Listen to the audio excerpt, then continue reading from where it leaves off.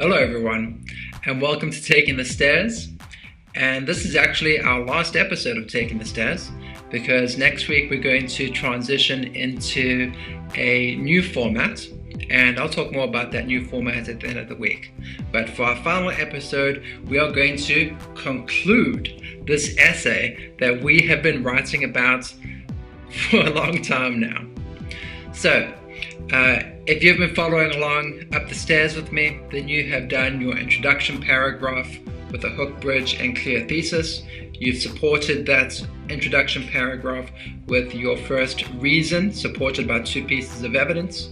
Then you had your second reason, supported by 2 pieces of evidence. And then you had your counterclaim and refutation paragraph, where you presented a counterclaim to your argument, something that someone would argue against you, and then you proved that wrong, again, with 2 pieces of evidence. So now we have 4 paragraphs written, and now we get to the conclusion. So when we talk about the conclusion, I see a lot of problems in how people approach conclusions. So let's talk about how not to do it. So, Do not.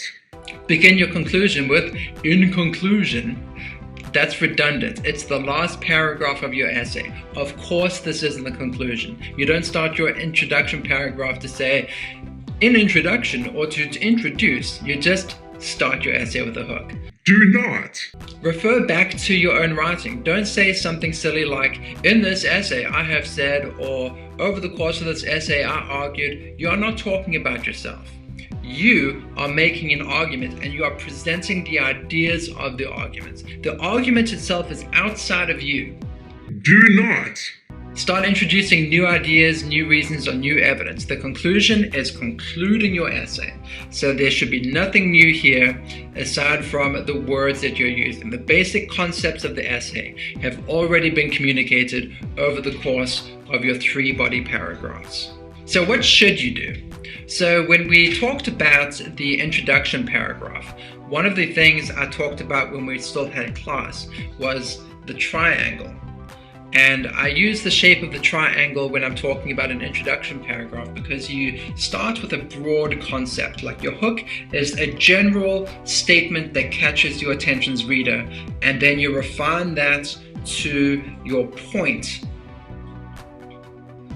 And you refine that to your point of your essay. So that's the bottom of the triangle. That's your point. So when we get to the conclusion paragraph, we're going to flip that triangle upside down. So now what you will do is you will begin with your point. You will restate your point. And now notice that I'm using the word restate here. Restating is not the same as copying or repeating. So using new words and a new sentence, you are simply going to restate the position that you took over the course of the essay. Then you will briefly explain how all the reasons that you presented over the course of the essay support your point. So we started with your point, the tip of the triangle, and we've moved out, we've broadened the scope of your argument by incorporating the reasons that you had to make your argument. And then finally we get to the last sentence, the most general, broad sentence of this paragraph, the bottom of the triangle, the flat end of the triangle. And here, what you're trying to communicate to your reader is, so what? Like, why should anyone care about this idea? Another way to think about it is like a mic drop. This is imagine you're standing in front of a crowd of people and you've presented this argument, and then your last sentence is just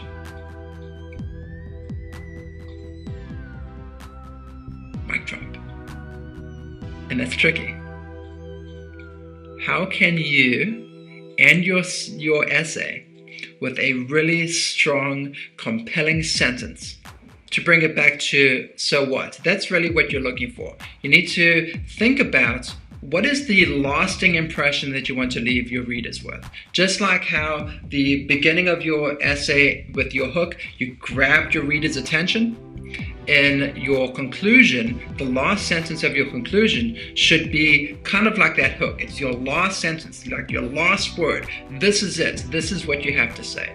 And you are just putting a strong, compelling statement about the general topic to your reader, and then you walk away. I think the two hardest sentences to write in an essay are the opening hook and that concluding mic drop statement.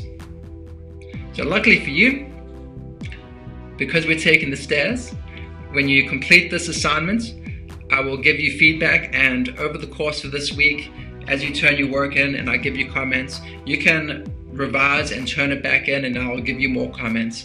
And ultimately, I'm going to be focusing a lot on how are you clearly collecting your ideas together in a way that concludes your point, that wraps it all up, and then how are you ending with like a boom, mic drop moment. I have attached a document to this assignment as well, so you'll see that I have given you some tasks where you just summarize your main points. And the reason why I'm asking you to summarize those main points is because I want all those points in your mind. I want you to have a good idea of what you're saying and why you're saying it before you come to that conclusion paragraph. Because ultimately, that's what you're going to be doing. You're going to start with those points that you made, and you're going to broaden out until you come to that decisive moment where you look your audience in the eye and you say your final statement, and they go, oh, yeah.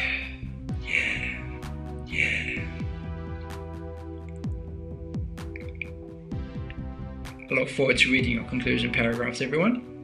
Good luck.